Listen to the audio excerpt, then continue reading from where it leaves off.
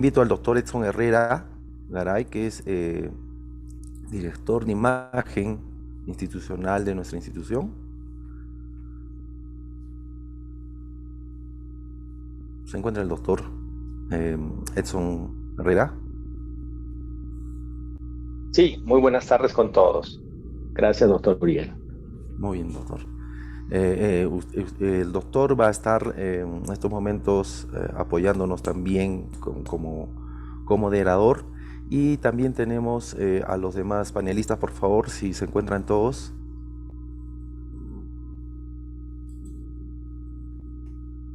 Ya, bueno, ya los tenemos. Ok.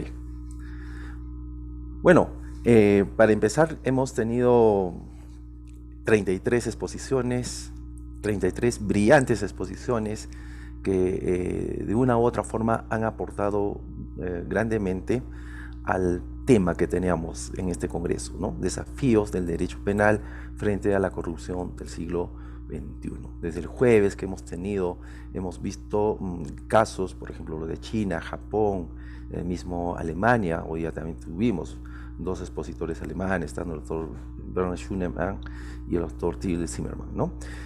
Hoy día hemos, creo, tenido también una gran jornada donde entiendo que se ha tocado mucho sobre la responsabilidad de la persona jurídica. Se ha hablado también sobre la colaboración eficaz como un instrumento idóneo para esta clase de investigaciones en estos delitos. Así es que antes de ello, yo preferiría que cada uno de los panelistas en este momento, de los expositores, puedan dar alguna conclusión de lo que hemos estado viendo en este Congreso. Lo invito, empezaré por usted, doctor Mario Amoretti Pachas, para que nos pueda brindar algún alcance de las conclusiones que podemos llegar a este Congreso. En realidad, escuchaba yo al doctor Guerrero, y no es, la corrupción es un problema únicamente del país. Toda Latinoamérica y gran parte del mundo, donde impera justamente la obtención del dinero de manera ilícita. Y como decía el doctor Guerrero, este es el corruptor y el corrompido intervienen y actúan clandestinamente. Decíamos nosotros acá en el país, la corrupción no deja huellas. No, escuchaba a un colega decir, ¿qué cosa quieren ustedes? ¿Que mi cliente le dé un recibo de que obtuvo dinero o que recibió dinero? Indudablemente que no podemos nosotros recurrir a estas pruebas documentales respecto a que justamente exista un recibo de que recibió tal o cual suma de dinero. En algunos casos vemos las entregas de dinero con voucher, sobre todo lo hemos visto en Chota, en Tacabamba, donde las entregas de dinero de parte de los dueños de una empresa le entregaba a los familiares de la esposa del presidente de la República. ¿De dónde van a hacer estos pagos o estas entregas de dinero? Indudablemente que es allí donde tenemos que reunir. ¿Y en base a qué? En base a la declaración del colaborador eficaz, del empresario que se acogió a la colaboración eficaz. Dice, bueno, acá está, yo le he entregado 90.000 soles a tal persona, le he entregado 10.000 o 20.000 a tal persona. ¿A título de qué? ¿Por qué? Y sobre todo cuando él obtuvo los beneficios de un contrato sin que estuviera las condiciones necesarias para llevar adelante esa obra.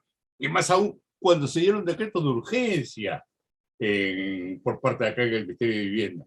En la forma como se gestionaron estos decretos de urgencia y luego cómo se beneficiaron el aumento del presupuesto en estas municipalidades.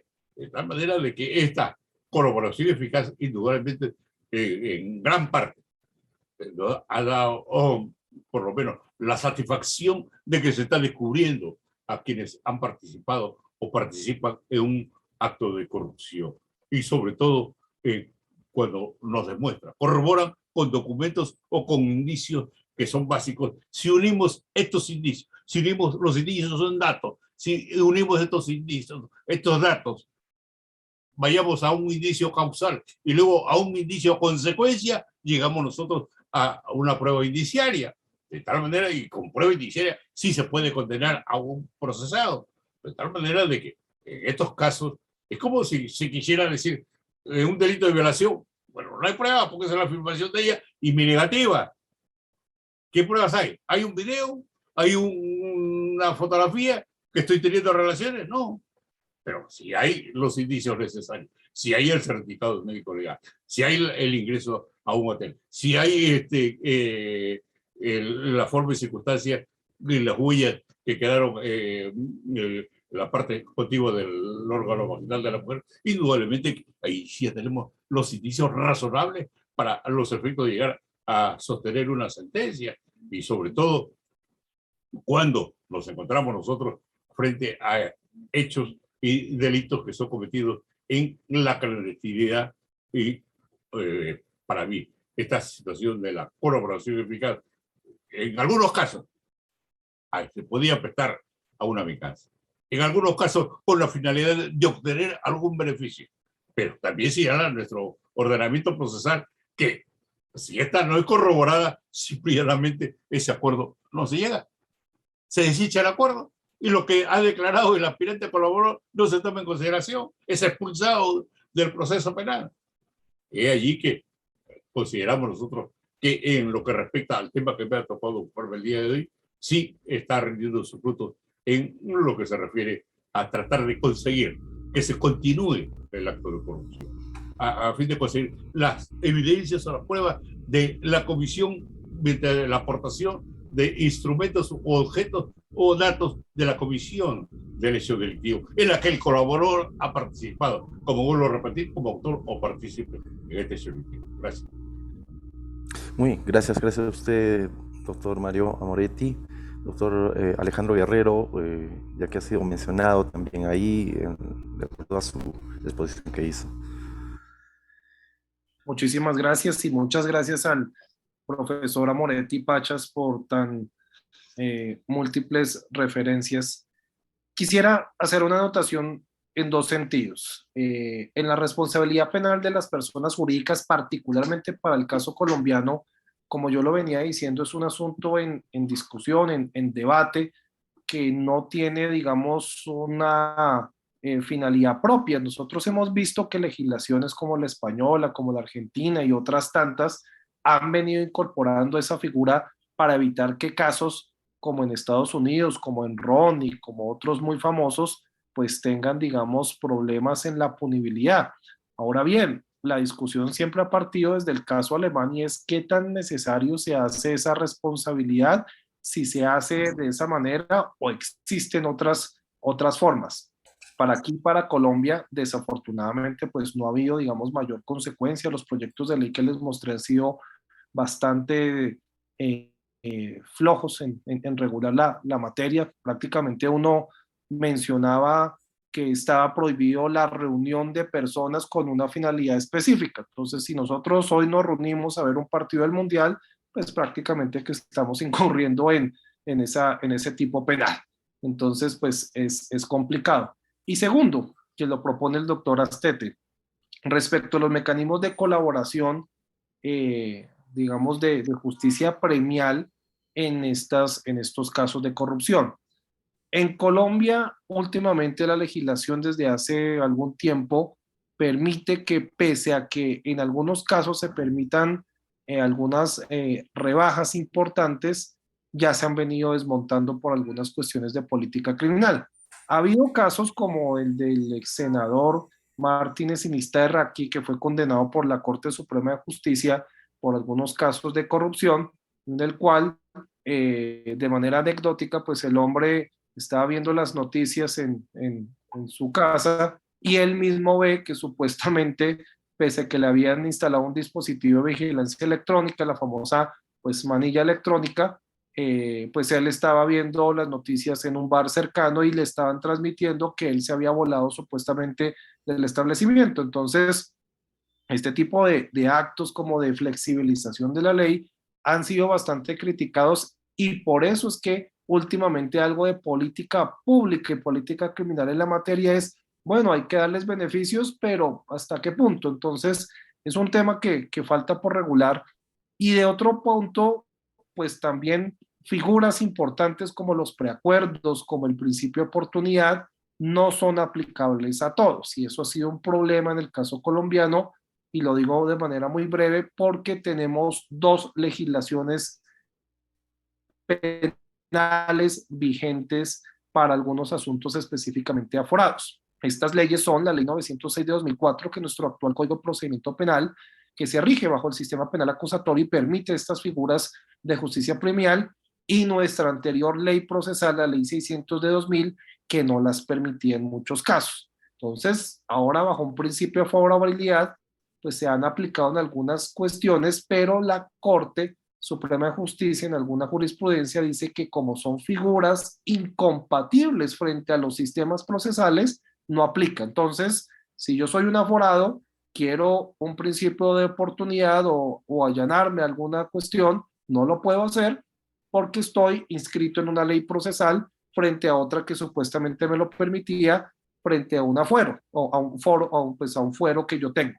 Entonces la pregunta es, ¿no se pueden realizar esas figuras? ¿Qué tan pertinentes son? En algún caso, como en el colombiano de Odebrecht, se hicieron varios principios de oportunidad, pero porque estaban en otra ley procesal, pero eso no les permitió a todos participar y el proceso, digamos que a la final terminó bloqueándose, pero pues la cuestión también es que el proceso busca la verdad y en estos casos de connotación pública, más que la verdad judicial, una verdad histórica y es, digamos, a eso lo que apunta la lucha contra la corrupción. ¿Cuáles son los mecanismos? Necesariamente tiene que ver reformas y otras, digamos, modalidades para que esa lucha contra la corrupción sea totalmente eficiente. Muchísimas gracias. Gracias a usted, doctor. Igual continuamos. Yo pediría de repente si alguien quisiera intervenir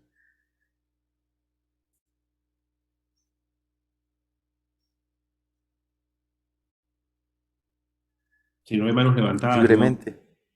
le cedo, Ok, por supuesto, al doctor Alcócer. ok. Doctor Alcócer, bienvenido.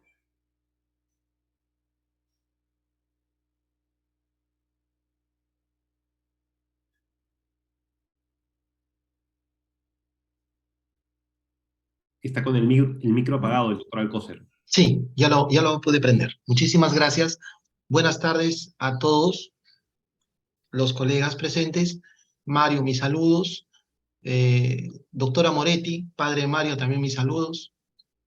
Gilmar, amigo, y a todos los demás magistrados, abogados, conferencistas, a mi colegio de abogados. Eh, me ha parecido muy interesante las exposiciones llevadas en estos días, que no hacen sino mostrar la preocupación mundial por este flagelo que ha aparecido y que lleva creciendo, que se llama la corrupción, ¿no? Y de acuerdo a las exposiciones que he escuchado y de las herramientas que he podido apreciar, llámese la colaboración eficaz y también la compliance criminal, nos lleva a repensar muchas cosas. Y me acuerdo cuando recién apareció el nuevo Código Procesal Penal, hay que reconocer que la cultura del litigio y del papel ocasionan un problema. Me acuerdo que cuando apareció el nuevo Código Procesal Penal, nos formaron para los litigios dentro del proceso, me acuerdo que en vía oral. Creo que en ese aspecto particularmente no entendíamos cómo iba a aparecer este nuevo sistema oral, el nuevo Código Procesal Penal, cuando más bien debimos reforzar los temas de negociación, el tema de negociación y entender mejor el derecho premial. El derecho premial entendido como esa protección de bienes jurídicos y la convivencia organizada de las personas en sociedad a través de un ordenamiento pacificador y protector de esas relaciones. Pero son relaciones que son resueltas por las partes procesales. Por ejemplo, en el caso de la colaboración eficaz, las partes procesales vienen con una propuesta para que el juez haga un control de legalidad. Entendemos, ¿no?, que este proceso de colaboración eficaz es un proceso especial, autónomo, que no es contradictorio y que es basado en el principio del consenso entre las partes y esta justicia penal negociada, y que tiene por finalidad, sí, pues, perseguir eficazmente la delincuencia. Y como lo ha señalado el doctor Amoretti, padre de Mario, esto se da a una persona que es sometida a un proceso penal o que ha sido condenada, pero con la finalidad de que esta disociación que él tiene de la actividad criminal haga recabar una información útil, pero a la vez corroborada con actos de investigación. Considero que es necesario, como lo expliqué el día de ayer, la publicidad y propaganda de este proceso especial de colaboración eficaz. ¿Por qué? Porque la gente no va a entender por qué a determinada persona se le puso una pena muy atenuada, o por qué hubo exención de pena con una persona, o por qué la pena no corresponde al tipo penal que se le está procesando. Pero ojo, ojo, ojo. También hay que entender que esta sentencia que se emite en el proceso de colaboración eficaz no queda ahí. Condiciona a las partes a las obligaciones que ahí se han comprometido para un proceso principal. Y es en ese proceso principal, con la finalidad de destruir a toda la organización criminal procesada, que el colaborador eficaz va a ser la eficacia de la información corroborada en el proceso mencionado. Entonces, esto es lo que resulta necesario para que nosotros podamos comprender mejor la institución y mejorarla. Por otro lado, no podemos dejar que otro tipo de intereses o conveniencias que son ajenas al proceso manipulen estas colaboraciones. Acá el fiscal tiene que ser lo suficientemente objetivo para poder determinar a dónde quiere llegar con la colaboración. Bueno, son unas cuantas ideas que he podido recabar de toda la exposición. Sé que el tiempo que nos dan es muy corto, hay muchas cosas para hacer, muchas cosas para hablar. Felicito al Colegio de Abogados de Arequipa, de donde soy natural, y felicito también a Mario, al doctor Amoretti, a Gilmar y a todos los amigos que se encuentran acá presentes, de todo corazón. Muchísimas gracias. Muy bien, doctor, muchas gracias a usted por su participación en esta mesa redonda. Bueno, finalmente me gustaría invitar doctor Gilmar Arandía, y le agradezco a usted haber participado en las mesas redondas desde el día jueves, así que esperamos hoy sus aportes con respecto a todas las exposiciones que hemos tenido. Muchas gracias, doctor Uriel.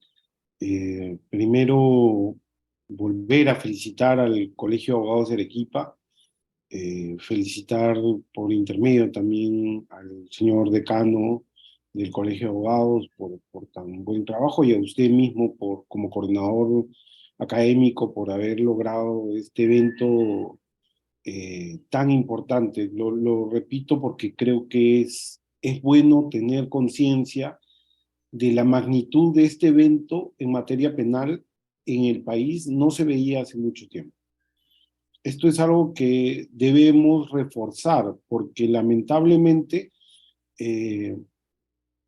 a ver, esto es un tema medio anecdótico, ¿no? Pero uno viajaba, me acuerdo, en su bus, los que somos universidad privada, pública, perdón, hasta Lima, desde Arequipa, para poder escuchar al doctor Roxin o algún otro ponente alemán, y tenías que dormir donde podías, y era así. El día de hoy hemos escuchado al doctor Bernard Schunemann siendo uno de los máximos exponentes en la actualidad del derecho penal, pero que además viene trayendo teorías desde hace muchísimos años, y a su discípulo, además, el doctor Mario Moretti, y a otros discípulos y profesores que han estudiado con él.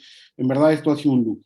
Así que no quería dejar de decir eso, y bueno, también agradecer a Mario por haberme permitido a través de él contactarme con mi colegio y poder estar aquí, y claro, por todo el esfuerzo que ha desplegado él de poder lograr en conjunto con ustedes este gran evento.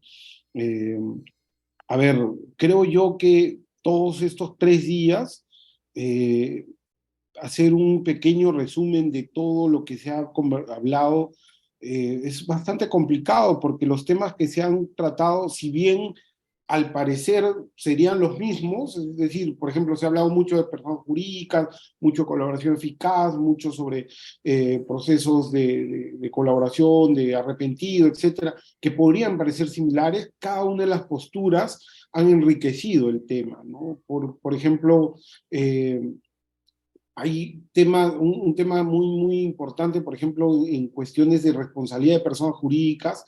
Creo que haber tocado este tema y haber traído distintas posiciones y visiones enriquece la discusión en un país en el que normativamente hemos avanzado, pero que en la práctica simplemente estamos ni siquiera en pañales, ¿no? O sea, es absolutamente claro que todavía no logramos entender lo que es la responsabilidad jurídica de las personas, la responsabilidad de las personas jurídicas, sea esta administrativa, penal, como se quiera ver, pero como un mecanismo de control estatal hacia la intervención de las empresas en la industria, el comercio y demás, y sobre todo cuando esta tiene que ver con funciones directas o proyectos con el Estado, ¿no? El no tener un solo caso abierto desde el año 2018 creo que es la más absoluta muestra de lo que estoy señalando. Y yo lamento que esto esté pasando, porque podríamos terminar teniendo, como el caso de el soborno transnacional, una norma penal simbólica, absolutamente simbólica, porque en el Perú esta norma está desde el año 2009 vigente y no hay ni un solo caso abierto. Entonces, tenemos dos normas que el día de hoy el doctor Schunemann ha hablado mucho sobre el soborno transnacional, sobre la importancia de la participación de los países para poder colaborar en este tipo de investigaciones y cómo combatir, y cómo que no sea solamente un país el que de un lado el que tenga, digamos, la mayor intervención o ventajas, e incluso en la persecución penal, sino que sean ambos países los colaboradores para poder mejorar las transacciones comerciales. Él hablaba incluso de una especie de sanción de competencia respecto de la intervención de los estados en las transacciones y que hubieran incurrido en algún tipo de corrupción. Entonces, digamos, todo esto en el Perú lo tenemos desde hace, en el caso del soborno transnacional, desde el año 2009, y no hay un solo caso. La pregunta es que no existen casos de soborno transnacional. Perú, siendo un país con gran inversión extranjera, yo creo que es evidente que debemos tener casos. El problema es que seguimos sin entender. Entonces, con esto yo creo que hemos avanzado. Esto nos demuestra, ¿no? Que venimos avanzando, venimos bien. Hay muchísimo para seguir discutiendo. Hoy día el doctor Alfredo Alpaca hizo una crítica pero creo yo de las mejores que he escuchado en este país.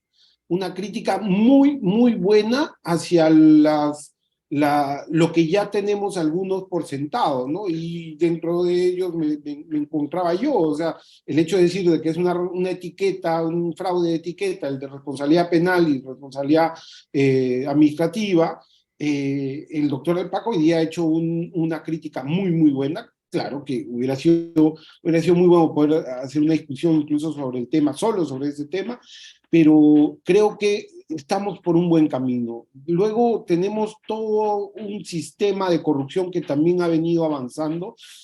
Prueba de ello es las exposiciones del doctor Mario Moretti, del doctor Víctor Alcócer, ¿no? Desde la práctica, ambos en posiciones distintas, nos han mostrado cómo esto, o lo mencionado ayer por el doctor Eduardo Roy Gates, ¿no? Nos han demostrado cómo esto viene avanzando y ayuda, pero necesita ser también siempre revaluado, repensado, y aquí viene un elemento básico del compliance, ¿no?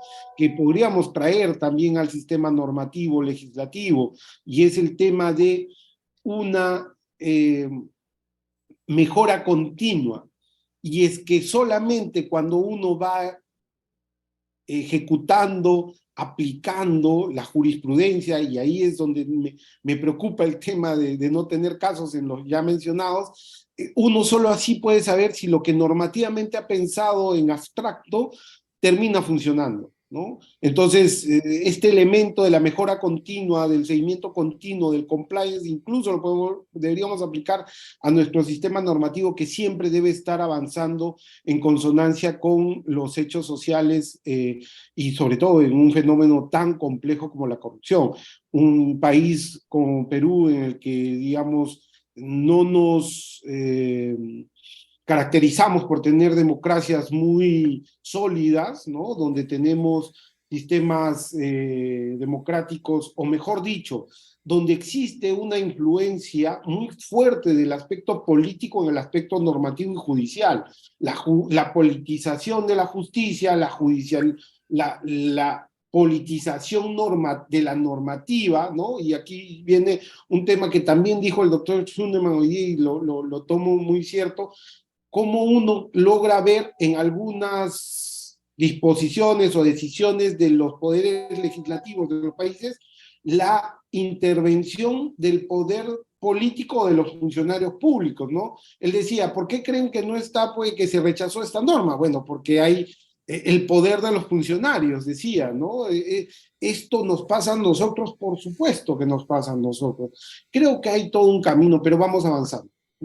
Esto es, y ya desde mi óptica, desde mi experiencia como viceministro, como asesor, como técnico, durante muchos años, he participado en casi todas las normas anticorrupción del país en los últimos 6 años. Yo creo que, digamos, sí hay una intención de mejora, sobre todo de los técnicos, dependiendo del momento político, hay una voluntad política también, otras no, pero creo que necesitamos seguir arando desde cada uno de nuestros espacios. Yo ahora, desde el privado, quiero seguir aportando, y cada uno, contar, por ejemplo, con la experiencia del doctor Mario Moretti Navarro en Alemania, y que él pueda trasladarnos todo eso a un país que necesita tener mejoras en lo académico, pero que esto pueda luego aterrizar en temas normativos, o incluso con su participación. Digo yo, algún día sería excepcional tener a Mario como un juez supremo, ¿no? O sea, creo yo que sería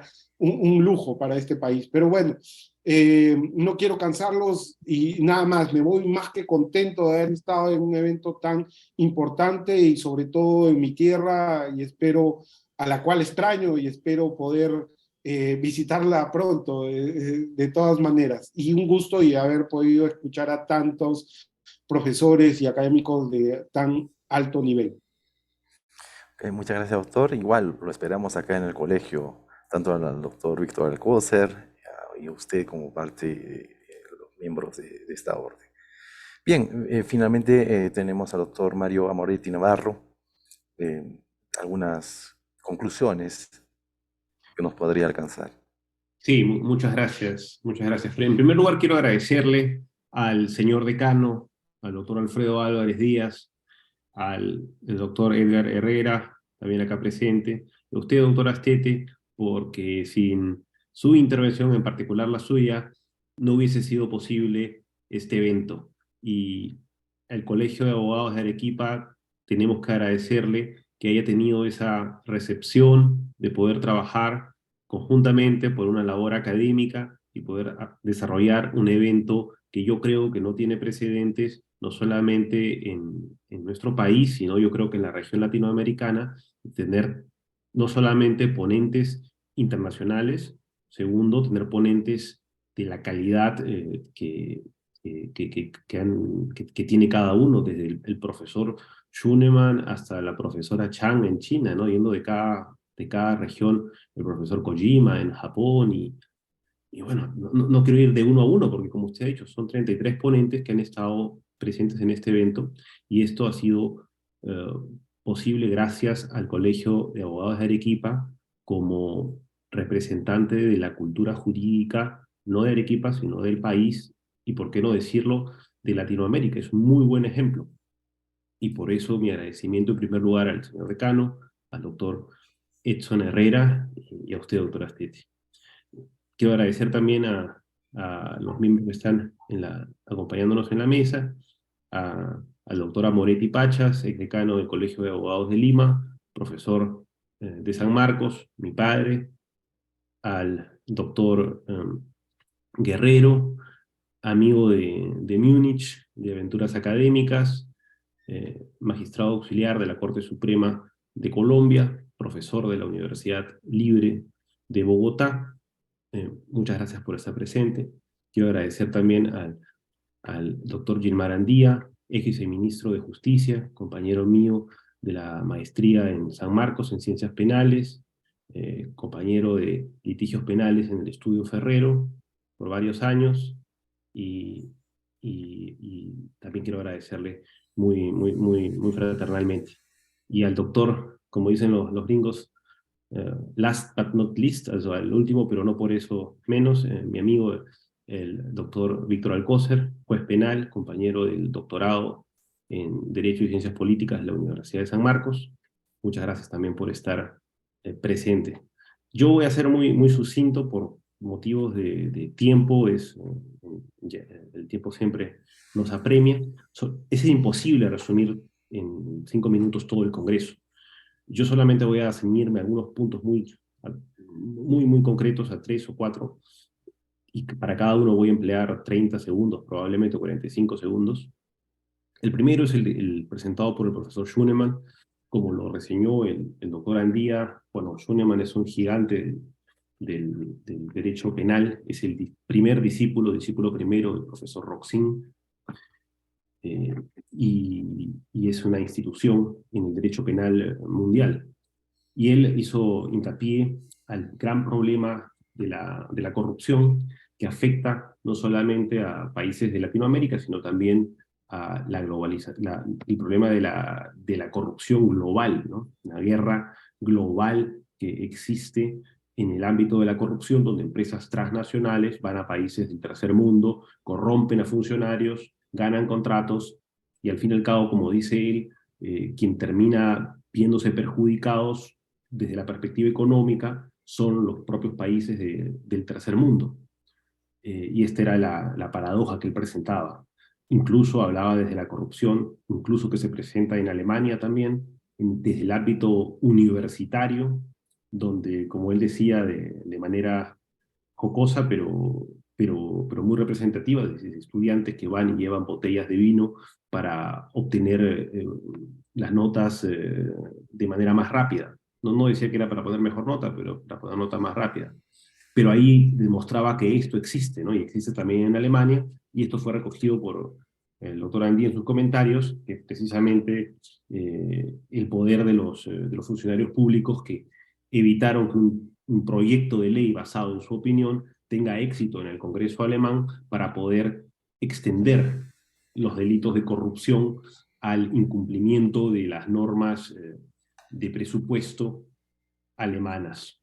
Me pareció muy interesante. Luego, el punto tratado por el profesor Zimmermann, también muy interesante, su intento por comprender el injusto en los delitos de corrupción, no solamente al funcionario público, sino también comprender nuevos fenómenos de corrupción, como la que se presenta en el deporte, como la que se presenta en el ámbito médico. Un intento dogmático, yo creo que muy creativo, muy exhaustivo al mismo tiempo, pero no hubo tiempo de discutir el diseño, porque yo creo que el comentario que él critica del profesor Greco no deja de tener sentido, en el sentido de que la corrupción pública es la que nos termina generando un mayor desvalor de injusto. Pero evidentemente esto será motivo de seguir discutiendo si eso se debe considerar desde la perspectiva de la dogmática o, como él sostuvo en su respuesta, es cuestión separada, cuestión de la pena. Y luego el tema de la colaboración eficaz, sí, se ha discutido tan vehementemente. Yo entiendo que es un instrumento eficaz para la lucha contra muchos delitos. El único riesgo que le veo, y es donde me genera cierto reparo a la institución, es la idea de la justicia penal negociada, que dejamos de lado la investigación hecha por parte del juez en sentido estricto, o si se quiere buscar un proceso adversarial del Ministerio Público, y empezamos a hacer una justicia consensuada donde nos ponemos de acuerdo. Y en eso, que es la cultura jurídica norteamericana, cuyo en estadística el 95% de los casos se resuelven de esta forma, puede llevar a que una persona vaya y diga, bueno, yo ayudé a cometer el homicidio, doy la información que se me pide, y con eso termino teniendo una condena muy por debajo del mínimo legal, lo que puede afectar la justicia penal material. Entonces creo que es una institución para el estudio, ¿no? Y finalmente, la responsabilidad penal de la persona jurídica, sí estoy de acuerdo con los comentarios dados por mi colega, el doctor Alpaca, en el sentido de que sí estamos ante una institución que con mucho apoyo por parte de ciertos sectores de la academia, porque se plasme una responsabilidad penal de la persona jurídica, pero que si nos ceñimos a la teoría del derecho penal, no cuenta con los requisitos de la capacidad de acción ni la capacidad de culpabilidad, es una entelequia, y al fin y al cabo esto deja de lado, ese es el aporte que yo sumé en mi exposición, la responsabilidad penal individual, generando que caigamos en castigar a quien realmente no tiene un cuerpo que golpear, que no tiene un alma que reprochar. Y creo que la idea es es incidir en la responsabilidad penal individual, que es lo que hace el derecho penal tan particular a diferencia de otras ramas del derecho. Con eso he llegado a la conclusión final. Les agradezco mucho por su paciencia, por su tiempo, y le doy la palabra al doctor Astete.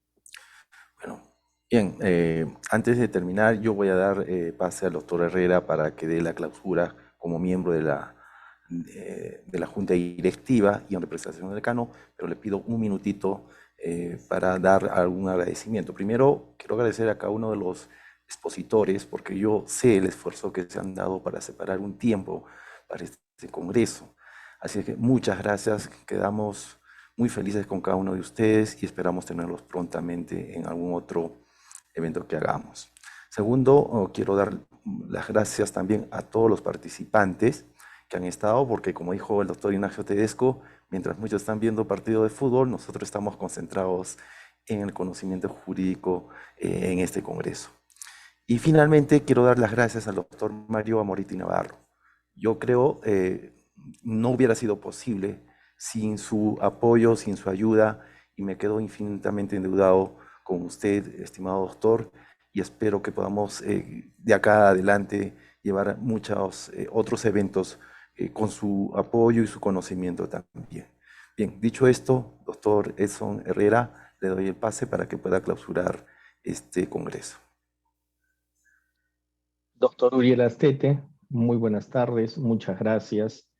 Agradecer a todos los ponentes el día de hoy, al doctor Andrés Sota Sánchez de Perú, al doctor Eugenio Sarrabairus de Argentina, al doctor Alfredo Alpaca Pérez, de Perú, al doctor Enrico Contieri, de Italia, al doctor Mario Amaretti Navarro, de Perú, que entiendo radica en Alemania, al doctor Bernhard Schunemann, de Alemania, al doctor Tilly Zimmermann, de Alemania, al doctor Alejandro Guerrero Torres, de Colombia, al doctor Mario Amoretti Pachas, de Perú.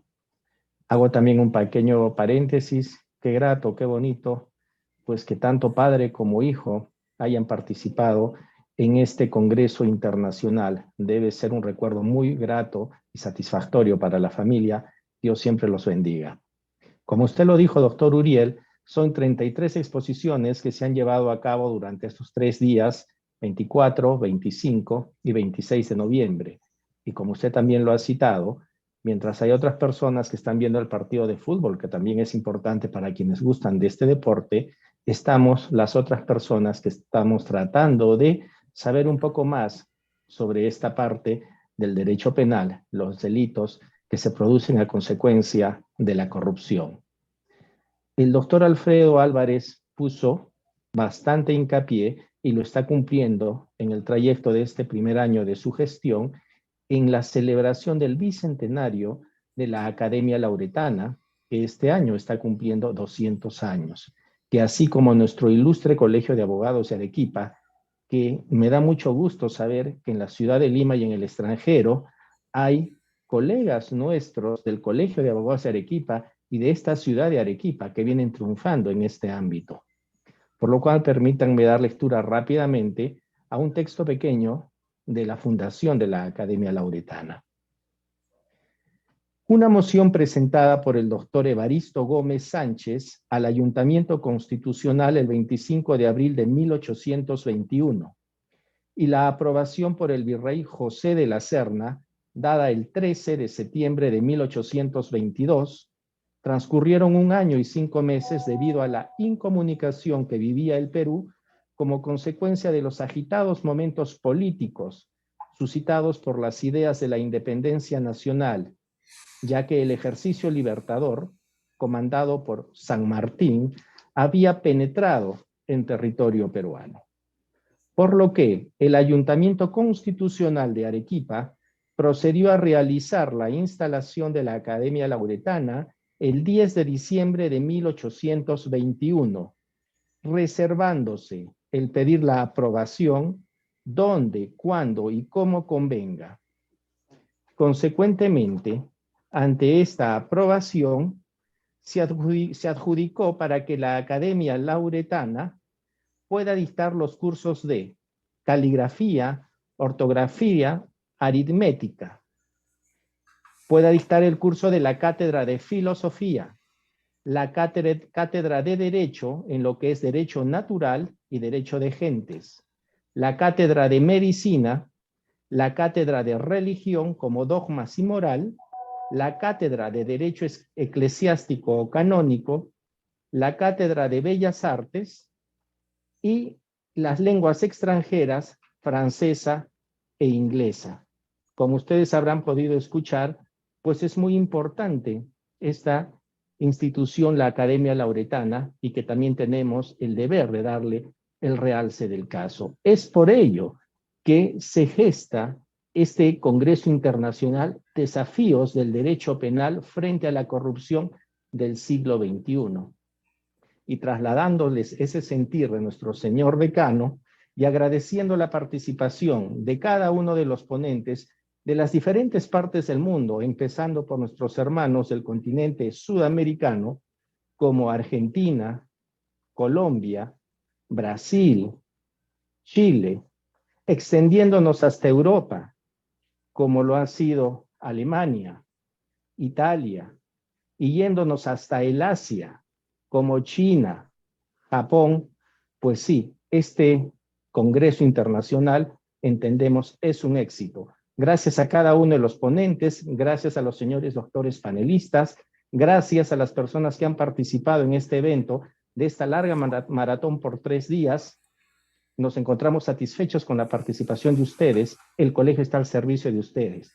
Dios los bendiga y reciban un fuerte y caluroso abrazo por parte del señor decano y de la Junta Directiva. Gracias.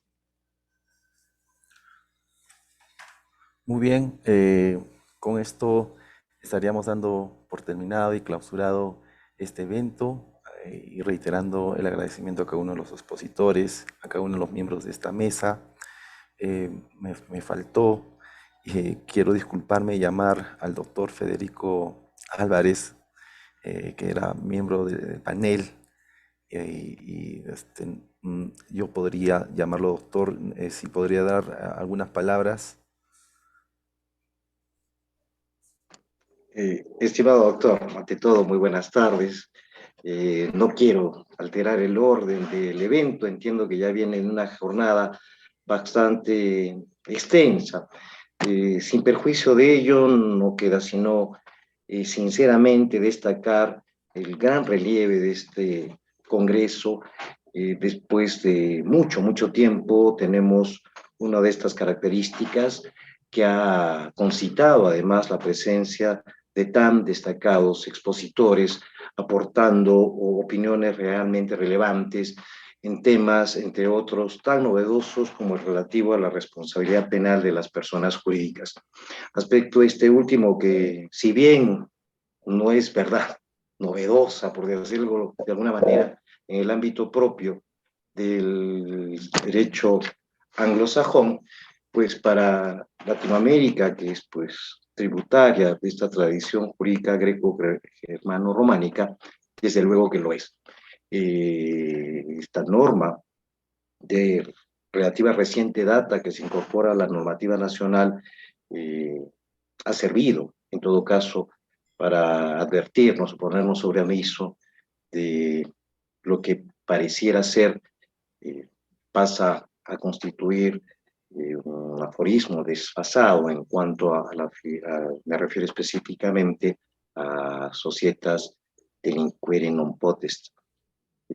En la realidad latinoamericana tenemos experiencias ya como la chilena, en cuya legislación pues se ha previsto el tema de la responsabilidad penal de las personas jurídicas así tal cual. En fin, entre otros aspectos hacen sumamente valiosos los aportes y en ese orden de ideas no resta sino aunarme a las felicitaciones tanto para todos y cada uno de los que han hecho uso de la palabra con sus, reitero, brillantes aportes, como para esta feliz iniciativa tanto de nuestro ilustre Colegio de Abogados como de sus organizadores. Mi sentido agradecimiento, señores ponentes. Muy bien, muchas gracias. Como ya lo dijo ya el doctor Edson Herrera, agradecemos a todos. Finalmente damos por concluido este congreso denominado Desafíos del Derecho Penal frente a la corrupción del siglo XXI, por conmemoración del bicentenario de la Academia Lauretana de Ciencias y Artes. Con ello termino y nos despedimos todos hasta una próxima ocasión. Muchas gracias.